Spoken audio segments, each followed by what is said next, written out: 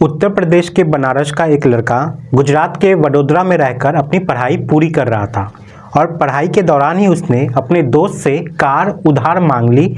कहा कि मैं चलाता हूँ। वो कार चलाने लगता है और कार चलाते ही उससे एक्सीडेंट हो जाती है। पहला एक्सीडेंट होता है, फिर दूसरा होता है, फिर तीसरा होता है। यानी कि 2 पहिए वाले 3 वाहन होते हैं, तीनों के तीनों ही ठुक जाते हैं। इसके बाद वो देखता क्या है कि उसकी तरफ भीड़ बढ़ रही थी और भीड़ जैसे ही उसकी तरफ बढ़ने लगती है तो वो डर जाता है, घबरा जाता है। इससे पहले कि लोग उसको मारते पीटते या कुछ कहते, उसने जोर जोर से चीखना चिल्लाना शुरू कर दिया और बोलने लगे, ओम नमः शिवाय, ओम नमः शिवाय।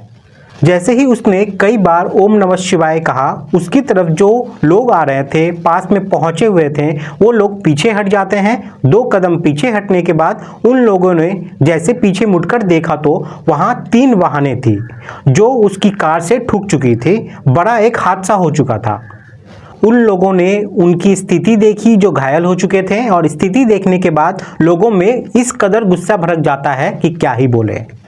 जिसने बार बार अपनी जान बचाने के लिए, अपनी पिटाई से बचने के लिए ओम नमः शिवाय बोलना शुरू किया था, उसे सभी लोगों ने पीटना शुरू कर दिया। बहुत पीटा और ये पिटाई का वीडियो, साथ ही में जो उसने ये हरकत की थी, ये मामला सीसीटीवी कैमरे में कैद हो जाती है और ये वीडियो सोशल मीडिया पर इस कदर वायरल हो जाती है कि पूरे देश भर में इस घटना को लेकर चर्चा शुरू हो जाती है।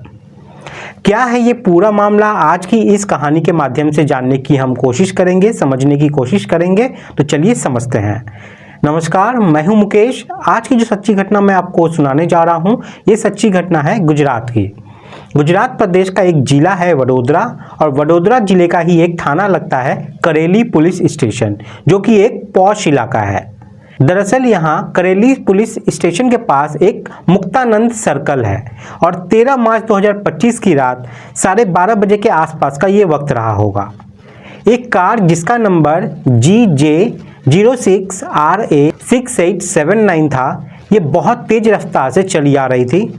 बताने वाले बताते हैं कि इसकी रफ्तार लगभग 120 प्रति घंटा किलोमीटर के हिसाब से कम नहीं थी, और अचानक ही इसके सामने एक स्कूटर पर सवार थी एक महिला और एक पुरुष। महिला का नाम होता है हेमाली पटेल और पुरुष का नाम होता है पूरब पटेल, जो कि पति पत्नी थे। उनको एक जोर की टक्कर लगती है, और जैसे ही जोर की टक्कर लगती है तो एक जोर का धमाका होता है। ये आवाज़ बहुत दूर तक लोगों तक पहुंच जाती है। जो भी आसपास जो लोग चल रहे थे, टहल रहे थे, जा रहे थे, आ रहे थे या खरीदारी कर रहे थे, क्योंकि अगली सुबह त्यौहार था, होली का पर्व था। अभी कुछ देर पहले ही होलिका दहन हुआ था। अब अगले दिन लोगों को रंग खेलना था, इसलिए रात भर लोग जाग रहे थे, घूम रहे थे, टहल रहे थे। लेकिन एक जोर का धमाका, जोर की जो एक आवाज़ आती है, जिसमें एक कार से स्कूटर की जोरदार टक्कर हो जाती है, तो उसके बाद फिर यहाँ से ये गाड़ी और तेज़ी के साथ रफ्तार आगे बढ़ जाती है। और आगे बढ़ने के बाद एक 2 पहिए वाला वाहन आगे चल रहा था, और उस 2 पहिए वाहन में दिशा, आशीष शाह, उसके बच्चे होते हैं जिनकी उम्र लगभग 13 साल और एक का 9 साल होता है। फिर ये कार एक दूसरे वाहन को टक्कर मारती है, उसके बाद एक और वाहन में जाकर टक्कर मारती है, और जैसे ही ये एक और वाहन में टक्कर मारती है तो उसमें 1 और 2 जानें होती है, वो भी घायल हो जाते हैं यहाँ पे। अब ये जो हादसा है ये बहुत भीषण था, ये सीसीटीवी कैमरे में कैद हो जाता है। वहाँ आसपास कुछ लोग होते हैं जिन्होंने अपने मोबाइल निकाले, और मोबाइल निकालने के बाद वीडियो बनाना शुरू कर दिया, क्योंकि ये दृश्य वाकई में अपने आप में बहुत भयानक था। इसके बाद कार में जो ड्राइवर की सीट पर बैठा हुआ लड़का था, जो ऐसा देखने में लग रहा था कि बड़े घर का लड़का है, उसमें से एक लड़का ड्राइवर वाली सीट से निकलता है और एक लड़का उसके साथ ही था वहाँ पे, वो भी निकलता है। और निकलने के बाद वो बाहर आता है और कहता है कि ये लड़का जो कार चला रहा है पागल है, मैंने कुछ नहीं किया, जो भी कुछ किया है इसने किया है। वो भीड़ का हिस्सा बनने की कोशिश करने लगता है। ड्राइवर अपनी सीट से उतर चुका था, और जैसे ही वो उतरता है वो जोर से चीखता है, चिल्लाता है और कहता है अनदर राउंड, अनदर राउंड। कुछ इस तरीके से वो कुछ कहने लगता है। उसके पास में कुछ लोग पहुंच जाते हैं, तो उसने फिर बोलना शुरू किया, निकिता निकिता। इस तरीके से निकिता निकिता बोलना चालू कर देता है और कुछ लोग और उसके जब पास पहुंच जाते हैं, करीब पहुंच जाते हैं, तो वो जोर से चीखता हुआ आगे बढ़ जाता है और आवाज़ लगाने लगता है अंकल अंकल। और फिर लास्ट में अपने पास भीड़ बढ़ता देख उसने जोर से चिल्लाना शुरू कर दिया, ओम नमः शिवाय, ओम नमः शिवाय। इस तरह से वो लगातार ओम नमः शिवाय, ओम नमः शिवाय बोल ही जा रहा था, बोले ही जा रहा था। इस भीषण हादसे की जो आवाज़ वहाँ जितने कानों तक पहुँचती है, वो लोग तो मौके पर पहुँच ही जाते हैं। देखते क्या है कि 8 लोग गंभीर रूप से घायल हो गए हैं। वो ज़मीन पे करा रहे हैं, चीख रहे हैं, चिल्ला रहे हैं, रो रहे थे। इस बीच में भीड़ में से कोई व्यक्ति आता है और महिला के करीब पहुंचकर उसे देखता है और उसके नवस को टटोलने की कोशिश कर रहा था। फिर उसने कहा कि महिला की तो मौत हो चुकी है। उसका जो हस्बैंड था, जिसका नाम पूरब पटेल होता है, वो जिंदगी की जंग लड़ रहा था क्योंकि वो गंभीर रूप से घायल हो जाता है। उसके शरीर के अलग अलग हिस्सों में गंभीर चोटें आती हैं। इस हादसे में टोटल मिलकर 8 लोग घायल होते हैं। 8 में से 1 की मौत हो जाती है। बाकी जो 7 बचते हैं, 7 में से 3 गंभीर रूप से घायल होते हैं और 4 मामूली रूप से घायल हो जाते हैं। उसके बाद फिर इस हादसे का जो वीडियो पूरा होता है वो रातों रात वायरल होना शुरू हो जाता है। जिस महिला की मौत की पुष्टि होती है उनका नाम हेमाली पटेल होता है। हेमाली पटेल अपने पति पूरब पटेल के साथ बाजार गई थी होली की खरीदारी करने, लेकिन उसे नहीं पता था कि ये उसकी आखिरी रात होगी, अगली सुबह वो देख ही नहीं पाएगी। फिर उसके पति को तत्काल प्रभाव से लोग हॉस्पिटल पहुंचाते हैं। अब जो लड़का ड्राइवर था उसका नाम होता है रक्षित रविश चौरसिया। उसके बारे में पता किया जाता है तो पता चलता है कि वह उत्तर प्रदेश के बनारस का रहने वाला है और उत्तर प्रदेश के बनारस में वह गुजरात के वडोदरा में एक यूनिवर्सिटी है जिसका नाम है MS यूनिवर्सिटी, उसमें वो लॉ का स्टूडेंट होता है। यहाँ पढ़ाई करने के लिए आया था और वो निजामपुरा में वो किराए के मकान में रह रहा था।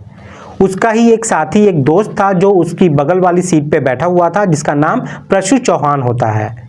प्रशु चौहान दरअसल पारुल यूनिवर्सिटी के अंदर मास कम्युनिकेशन का स्टूडेंट होता है। दोनों ही अपने एक दोस्त के पास जाते हैं जिसका नाम संजय होता है।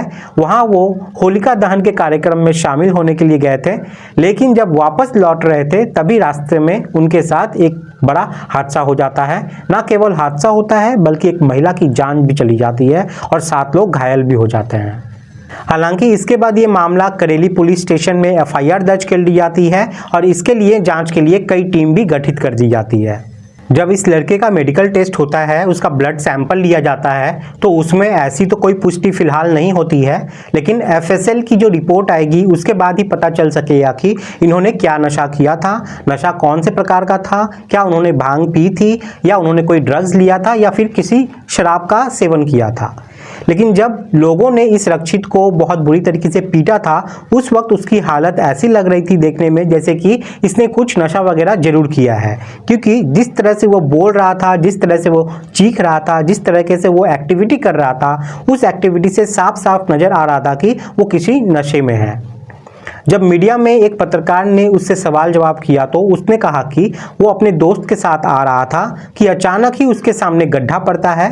गड्ढा उसको दिख नहीं पाया, गाड़ी एक रफ्तार से चल रही थी और सामने एक स्कूटर था। जैसे ही स्कूटर में कार की टक्कर लगती है, टक्कर लगने के बाद जो गाड़ी होती है उसके जो एयर बैग थे, क्योंकि वो जो गाड़ी थी वो महंगी थी, तो उसमें जो एयर बैग थे वो एयर बैग खुल जाते हैं और एयर बैग खुलने की वजह से उसके सामने चेहरे पर वो बैग आ जाता है, जिस वजह से सामने कुछ दिखाई नहीं पड़ता उसको, और एक के बाद 2-3 वहाँ पे वाहनों को वो टक्कर मारते हुए आगे ठुक जाती है।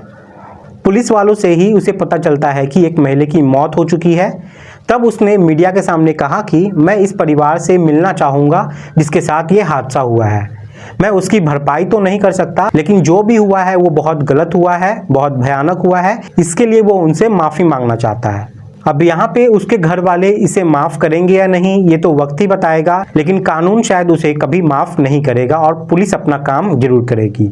उसके खिलाफ सबूत जुटाए जा रहे हैं। सबूत जुटाने के बाद पुलिस ने कहा है कि इसे कम से कम समय में इस मामले को कोर्ट में लेकर जाया जाएगा, चार्जशीट फाइल की जाएगी और अदालत के सामने रखा जाएगा, ताकि उसे कम से कम समय में सजा मिल सके और ये समाज के लोगों को एक संदेश दिया जा सके कि इस तरह से गाड़ी चलाना और किसी की जान लेना कितना बड़ा अपराध होता है। दोस्तों, इस पूरे घटनाक्रम को सुनाने का उद्देश्य किसी को परेशान करना नहीं है, किसी का दिल दुखाना नहीं है, बल्कि आपको जागरूक करना है, आपको सचेत करना है। आपको बताना है कि आप अपने बच्चे पे ध्यान दें, क्योंकि इन दोनों बच्चों की जो उम्र थी वो 19 या 20 साल के आसपास की थी। अपनी अपनी जिंदगी के इन्होंने कुछ ज़्यादा दिन नहीं देखे थे और इस तरीके से उन्होंने एक बड़े अपराध को अंजाम दे दिया और भविष्य उनका किस तरह से रहेगा इससे ही आप अंदाज़ा लगा सकते हैं। इसलिए अपने बच्चों को वाहन देने से पहले सोचें कि क्या वो वाहन को ठीक से चला सकते हैं, कहीं से ट्रेनिंग लिए है कि नहीं लिए है, इस बात की पुष्टि जरूर कर लें। कहीं ऐसा तो नहीं है कि वो रास्ते पे निकले और किसी के लिए वो खतरा बन जाए। इसलिए दोस्तों, अपना ख्याल रखें, अपने बच्चों का ख्याल रखें, सतर्क रहें। जय हिंद, जय भारत।